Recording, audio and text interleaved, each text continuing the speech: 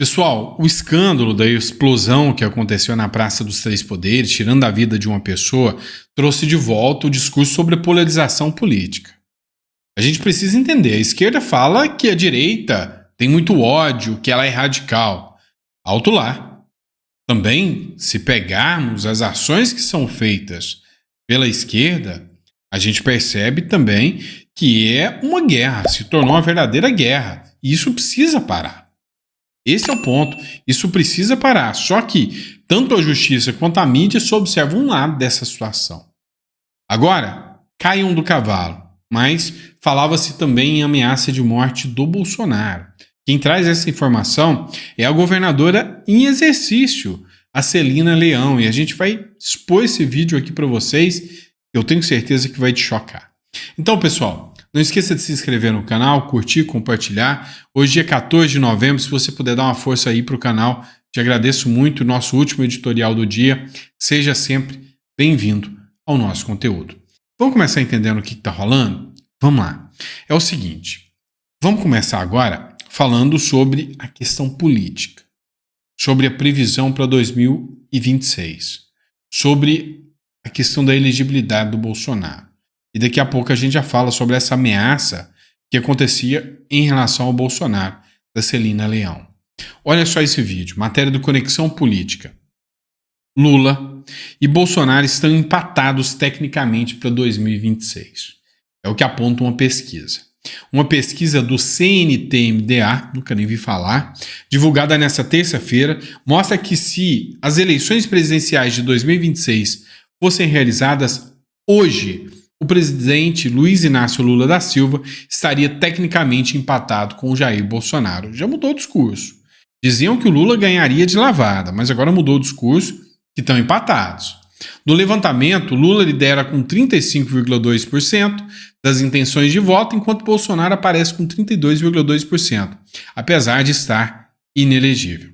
Em relação aos demais possíveis candidatos, o empresário Pablo Marçal, do PRTB, foi citado por 8% dos entrevistados, a Simone Tebet aparece com 8%, enquanto Ciro Gomes é mencionado por 6% dos participantes. Os outros, 6,8%, disseram votar em branco ou nulo. Peraí, cadê o Tarcísio aqui? Cadê o Caiado aqui? Pesquisa estranha essa, né? Agora, você confia nessas pesquisas? Eu confio, tá? Eu confio que acontecerá exatamente igual aconteceu nos Estados Unidos. Kamala e Trump chegam empatados à véspera da eleição nos Estados Unidos. Vejam as últimas pesquisas, ou seja, as últimas pesquisas simplesmente diziam que estava empatado. E o resultado foi uma derrota avassaladora da esquerda. Hoje, eu vislumbro que o caminho é esse. Uma derrota avassaladora da esquerda. Tá? Pessoal, já eu entro na matéria que vocês estão esperando, mas olha isso aqui. Vamos falar dessa matéria do Conexão Política. Sob o governo Lula, o Brasil perdeu 58 milhões de vacinas vencidas e gera o maior prejuízo desde 2008 com vacinas. Peraí, mas o negacionista não é o Bolsonaro? Ah tá, vamos lembrar, a imprensa não vai tratar disso aqui da mesma forma que tratava em relação ao Bolsonaro. Mas vem cá, o maior prejuízo que o Brasil já tomou, deixou vencer, e agora para comprar uma nova, diz que não vai comprar porque não tem registro da Anvisa. Em um levantamento obtido pelo jornal O Globo, por meio da Lei de Acesso à Informação, o Ministério da Saúde revelou que o Brasil perdeu 1,75 bilhão com vacinas inutilizadas nos últimos 2 anos. Cara, 1,75 bilhão de reais. Cara, é grande demais. O valor representa o maior prejuízo registrado desde o segundo mandato de Lula, quando o custo das vacinas descartadas alcançou 1,96 bilhões. Então Lula só perde para ele mesmo, do quesito incompetência com cuidado de vacinas. Mas peraí, o genocida não é o Bolsonaro? O cara que é anti-vacina? O cara que é negacionista não é o Bolsonaro? Mas peraí, o Lula só perde para ele mesmo em prejuízo de vacina. O montante desperdiçado dos últimos 2 anos seria suficiente para adquirir 6 mil ambulâncias no padrão utilizado pelo SAMU, ou 101 milhões de canetas de insulina, um item que faltou nos postos de saúde do país no primeiro semestre desse ano. Você entendeu que o negócio chama-se incompetência? Aí no seu município está faltando ambulância? Pois é. Quantas mil ambulâncias, né? 6.000 ambulâncias, dá para mandar uma ambulância, né? Para cada município do Brasil. Cara, é muita incompetência. E aí sempre vem a galera da esquerda com esse discurso, olha, mas não, vamos entender porque o Bolsonaro é negacionista. Não, não é bem assim. Pois é.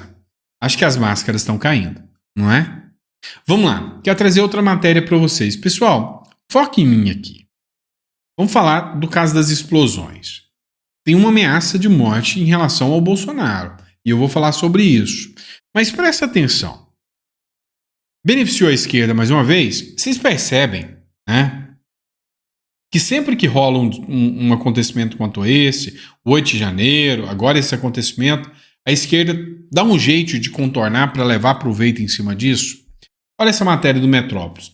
Após explosões, o PSOL pede ao Lira que arquive o PL da anistia. Está tendo a pressão popular, a imprensa está indo para cima. O que você acha que o Lira vai fazer? Ele já queria isso. Já ganhou o apoio do PL, já ganhou o voto.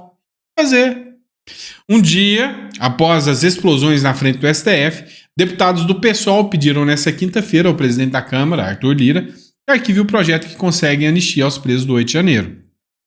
O requerimento está assinado por 6 deputados do PSOL: Samir Bonfim, Glauber Braga, Fernanda Melchiona, Chico Alencar, Tarcísio Mota e Luísa Erundina.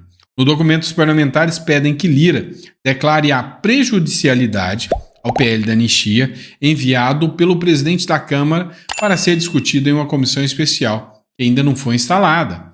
O motivo para a prejudicialidade, segundo os especialistas, seriam as explosões causadas por Francisco Vanderlei Luiz, ex-candidato a vereador do PL, que acabou morrendo na frente do Supremo com as explosões. Cara, o cara era candidato pelo PL antes do Bolsonaro ser do PL. O cara era um candidato de centro-esquerda.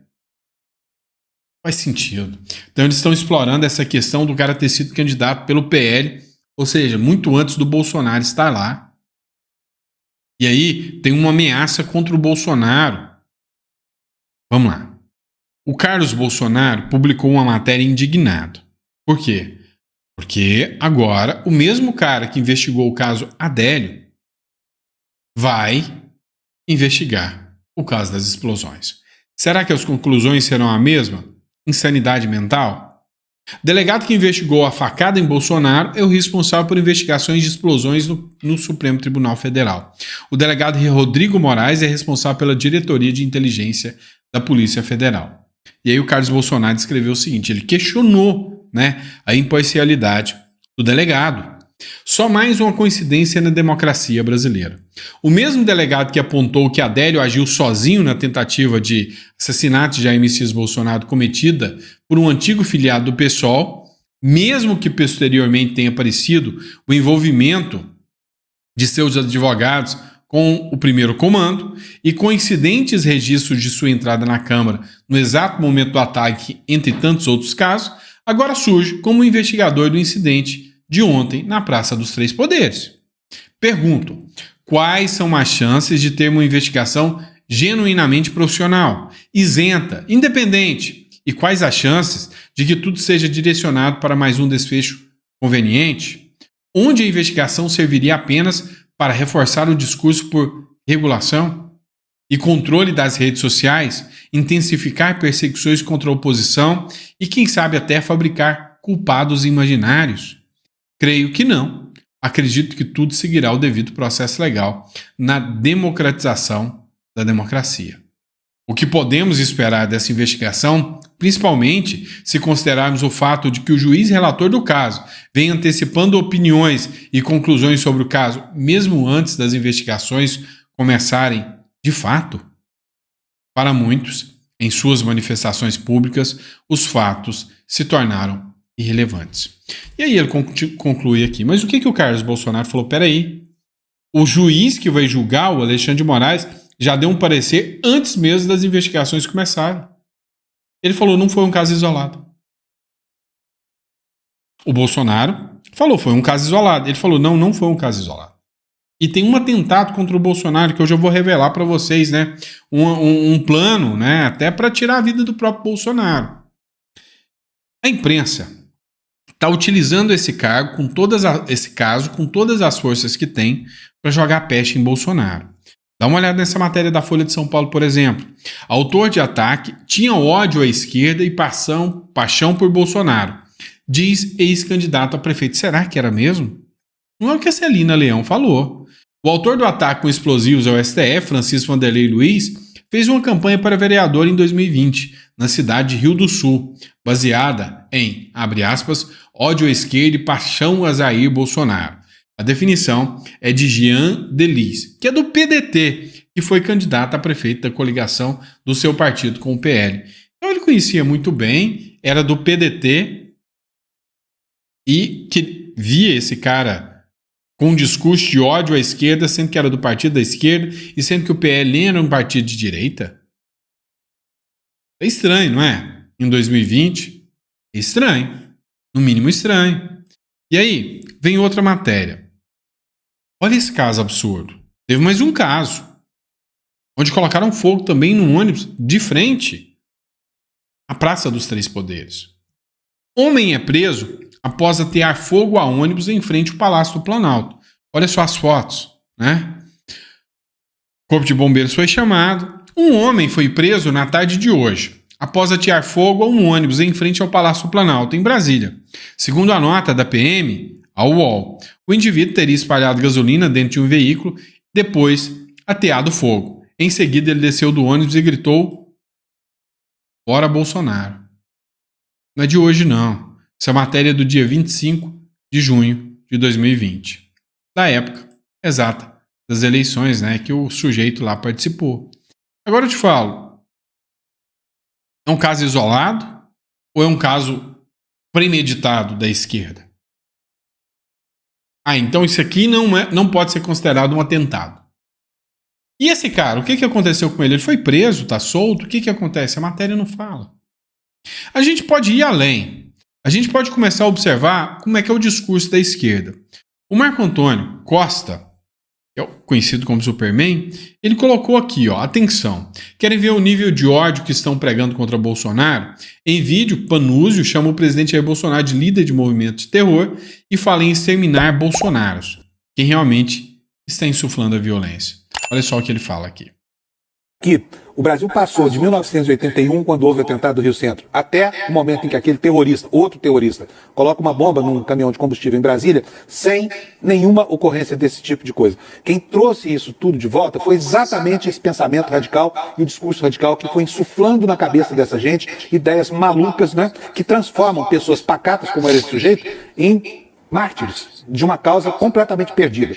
E é preciso lembrar aqui, eu quero reiterar isso, assim, o meu espanto diante da cara de pau desse sujeito, que é o chefe desse movimento terrorista no Brasil, chamado Jair Messias Bolsonaro, de tentar se prevalecer de um cadáver que ele mesmo produziu com a sua insuflação, né, com o insuflar do ódio ideológico que ele vem fazendo ao longo dos tempos, e dizer que ao contrário do que ele pretende nesse documento canalha que ele assinou hoje, outro documento, segundo da semana, pacificação do país significa fazer aquilo que não foi feito em 79, punir quem se vale da violência para poder detonar a democracia brasileira, sabe? A pacificação do país só vai estar quando os outros Bolsonaros, as serpentes que estão sendo chocadas nesses ovos aí que ele colocou, espalhou pelas instituições brasileiras, quando isso tudo for exterminado. Com o quê? Com a aplicação da lei severa, da punição, da cadeia, principalmente. Vamos lá. O que vocês precisam entender aqui? O Marco Antônio Costa aqui, ele fez muitas críticas. O que vocês precisam entender?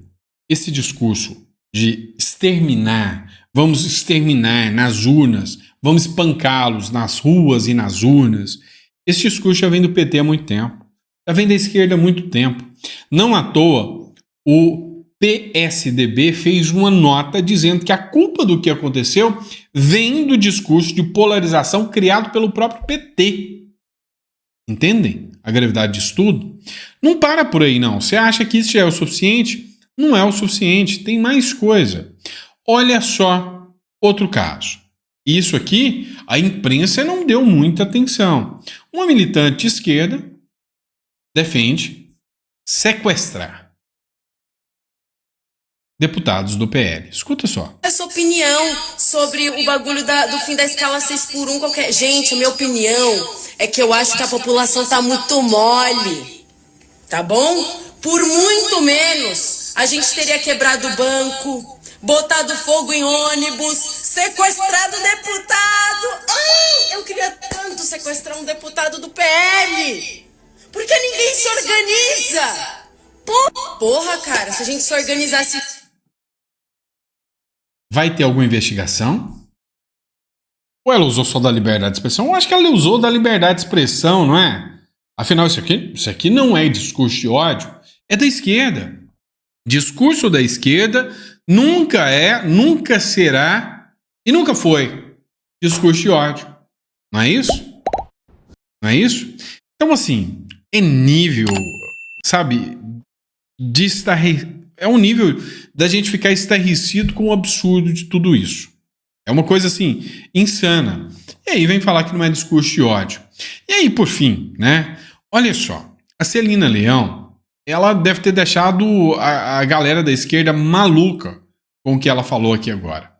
Olha o que ela disse sobre esse caso e sobre o que o cara queria fazer com o Bolsonaro. Pode partir para uma agressão verbal, a ponto de você trazer aí um constrangimento pessoal, do ponto de vista pessoal.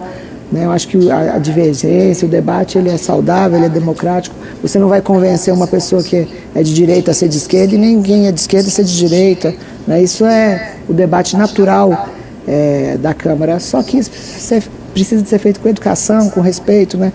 Acho que a eleição mostrou isso. Né? Todos os candidatos que saíram para a eleição atacando os adversários de forma desleal, com agressividade, perderam a eleição. Perfeita análise da Celina, e realmente é isso, né? Essa polarização é danosa para a sociedade, mas vamos lembrar, essa polarização não nasceu agora com o Bolsonaro. Essa polarização nasceu do PT contra o PSDB e o PSDB fez uma nota do nós contra eles. Lembra disso? Mas ela continua. Você vai ficar chocado com o que ela fala agora. E vai ser assim também em 2026, a senhora acha que mesmo depois desse ataque aí é possível uma pacificação política, uma vez que ele era afiliado ao PL, quer dizer, foi candidato a governador, a vereador, isso certamente vai ser, eu acho que abordado, né? Agora ela colocou os pingos nos is. Olha só o que a Celina Leão falou. A fala do Valdemar hoje foi até uma fala muito centrada. Ele foi filiado ao PL em 2020, antes do presidente Bolsonaro se filiar. E outra informação também que é importante, ele no WhatsApp dele, mostrando até o desequilíbrio dele, ele fala que ele queria matar o Bolsonaro também. Ele fala o nome dos ministros e fala também que ele gostaria de matar o Bolsonaro. Então, assim, né, você não pode pegar uma investigação e falar, não, só esses aqui que ele falou que vale e esse aqui não vale. Então há um desequilíbrio emocional, um desequilíbrio psicológico perceptível nas ações. Pois é, aí falar o quê? Abertamente aqui o discurso de que o cara queria tirar a vida do Bolsonaro, queria matar o Bolsonaro também. Tem uma publicação de que ele implora que o Bolsonaro e o Lula saiam da vida política porque esses dois eram maus. Agora, vão jogar essa responsabilidade, essa pecha para cima do Bolsonaro, aí é que o discurso, né, destoa completamente da realidade. Tá? Então a gente precisa entender um pouco mais sobre tudo isso que está acontecendo. É um momento trágico da sociedade brasileira. É um momento onde o autoritarismo vem assumindo, né, o discurso do é para normalizar, mas não se, pacifica com o autoritarismo. Não é assim que funciona. Não se defende falando, esse cara tá certo porque é do meu espectro e eu não gosto do ministro Alexandre de Moraes, tem que acontecer isso. Não é assim que funciona. É dentro da democracia e todos os lados estão errados. Estão passando pano pro PT. Parabéns ao PSDB pela nota que fizeram, dizendo que é culpa do PT o início dessa polarização. Enfim, esperamos, né, que a consciência volte a reinar na mentalidade dos brasileiros. Pelo menos é o que eu vislumbro. Tá bom? Pessoal, quem ficou até o final, nessa véspera de feriado, escreve aí nos comentários, fique até o final, gostei. Quem não fez o download do livro ainda, Segredos Milionários dos Leilões, aproveita que o livro tá top das galáxias. E se você, né, Tá pensando aí numa alternativa? Entre em contato com a gente para ter um plano B. Entenda um pouco mais sobre a teoria das bandeiras, o quanto isso é importante. Foco, força e fé. Tá bom? Abraço, fica com Deus e até o próximo editorial.